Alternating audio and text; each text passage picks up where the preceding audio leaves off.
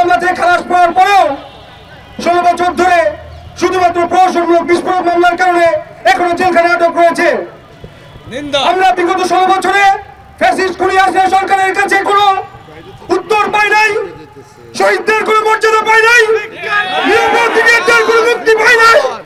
ঠিক গত 4 মাসেও এই নাই বিচার আমরা পাই নাই। নিরপরাধীদের এখন মুক্তি দেওয়া হচ্ছে না, শহীদ পরিবারকে সম্মান ফিরিয়ে দেওয়া হচ্ছে না। আমরা অবিলম্বে এই শহীদ পরিবারের সম্মান এবং বিডিআরদের জওয়ানদের মুক্তি চাই, যারা দেশের জন্য সবসময় জীবন দিয়ে বর্ডারকে প্রতিহত করে ভারতের সাথে যুদ্ধ করে এই ভারতের আগ্রাসনের কারণে আজকে পিলখানা হত্যাকাণ্ড সংঘটিত হয়েছে। এটা কি অন্তর্বর্তীকালীন সরকার বিশ্বাস করে না? এটা ভারতের যে একটা ষড়যন্ত্র ছিল, এটা খুনি হাসিনার যে ষড়যন্ত্র ছিল, এটা কি এখনো তাদের বিশ্বাস হয় না? যদি বিশ্বাস হয়ে থাকে তাহলে কেন এখনো বিডিআর জওয়ানরা জেলখানার মধ্যে আটক রয়েছে? আমরা অবিলম্বে জানাতে আজকে এই ছাত্র জনতার মঞ্চ থেকে জানাতে চাই, অবিলম্বে বিডিআর জওয়ানদের মুক্তি দিতে হবে এবং স্বাধীন তদন্ত কমিশন গঠনের মাধ্যমে এই পিলখানা হত্যাকাণ্ডের সুষ্ঠু বিচার নিশ্চিত করতে হবে। ধন্যবাদ। আসসালামু আলাইকুম।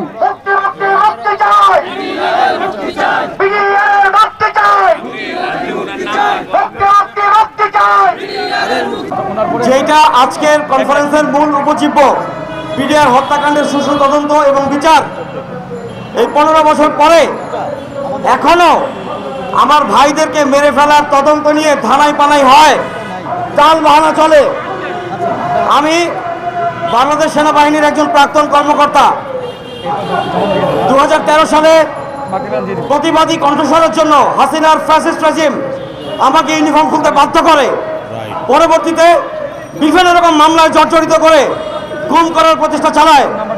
কুল্লু নাফসিন যায়কাতুল মাউত, সকল প্রাণীর মৃত্যুর স্বাদ গ্রহণ করিবে। হায়াত আছে এই জন্য বেঁচে আছি, কাজ দুনিয়ায় পুরা হয় না এই জন্য বেঁচে আছি। আজকে যে স্বাধীন সময় দাঁড়িয়ে আমরা কথা বলছি, এই স্বাধীন সময়টা, এই জাগরণটা এত সহজে আসে নাই।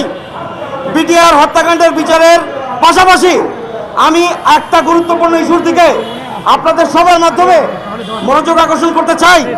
আমাদের যেসব ভাইয়েরা, বোনেরা, সন্তানেরা গণকবরে শুয়ে আছে, যাদের পিতামাতা জানতে পারেনি তাদের ছেলে মেয়েরা কোথায় আছে, ওদেরকে কি রাষ্ট্র খুঁজে বের করবে, নাকি আমরা শাবল, দাও, কোদাল নিয়ে খুঁজে বের করে রাষ্ট্রকে দেখাতে হবে? বিডিআর হত্যাকাণ্ডের বিচার অবশ্যই হতে হবে।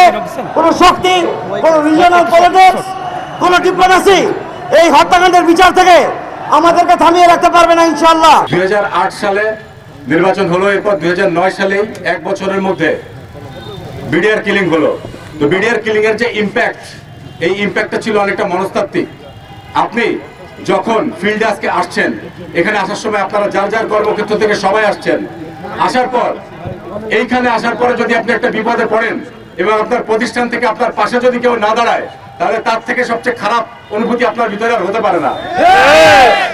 এই যে যে ঘটনা ঘটেছে, এটা হচ্ছে মনস্তাত্ত্বিক দিক দিয়ে বাংলাদেশের প্রতিটা প্রতিষ্ঠানকে মানসিকভাবে দৈন্য করে দিয়েছে। প্রতিদিন সকালে যে পুলিশ তার কর্মক্ষেত্রে আসে, যে সেনাবাহিনী, যে নৌবাহিনী, যে বিমান বাহিনী তার কর্মক্ষেত্রে আসে, সে সব সময় ফিল করেছে আমি যদি কর্মক্ষেত্রে কোনো বিপদে পড়ি, আমার বাহিনীর ভাইরা আমাকে বাঁচাইতে পারবে না। আর 2009 ফেব্রুয়ারিতে বিডিআর কিলিং এর পরে গত 15টা বছর আমরা জাতি হিসেবে কতটা দৈন্য আপনারা জানেন। যে এইটাতে 2 ধরনের মামলা হয়েছিল, একটা হত্যা মামলা আর একটা বিস্ফোরক মামলা।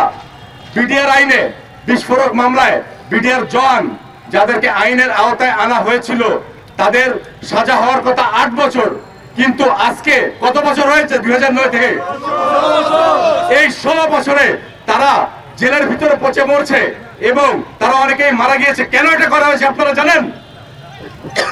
এটা করা হয়েছে কারণ স্বাধীনতার পরবর্তী সময়ে বিডিআর বাহিনী একমাত্র বাহিনী ছিল যারা আমাদের পাশের দেশ ভারতকে যুদ্ধে হারাতে পেরেছিল।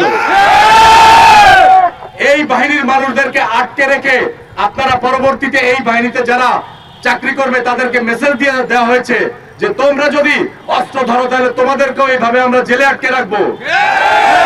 আর এই কারণেই তারা আমাদেরকে মনস্তাত্ত্বিক মেসেজ দিয়েছে। স্বর্ণা দাস, ফেলানি তাদেরকে বিডিআর এর যে কাঁটাতারে ঝুলিয়ে রেখে বলেছে যে তোমরা বাংলাদেশিরা তোমরা কিছুই করতে পারবে না। আমরা এর বিচার চাই। যত ধরনের কমিটি গঠন করা হবে, প্রত্যেকটা কমিটিতে আমাদের জুলাই আগস্টে আমরা যারা আন্দোলন করেছিলাম, আমাদের উদ্দেশ্য ছিল জবাবদিহিতা থাকতে হবে, স্বচ্ছতা থাকতে হবে। ওই কমিটিতে কেন কোনো মানুষকে নেওয়া হবে তাদের ব্যাপারে সারা জাতি জানতে পারবে। এই কমিটির ব্যাপারে আমরা সবাই জানতে চাই।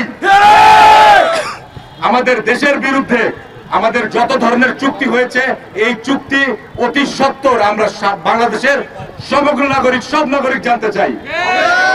অনেক ধন্যবাদ সবাইকে। আসসালামু আলাইকুম।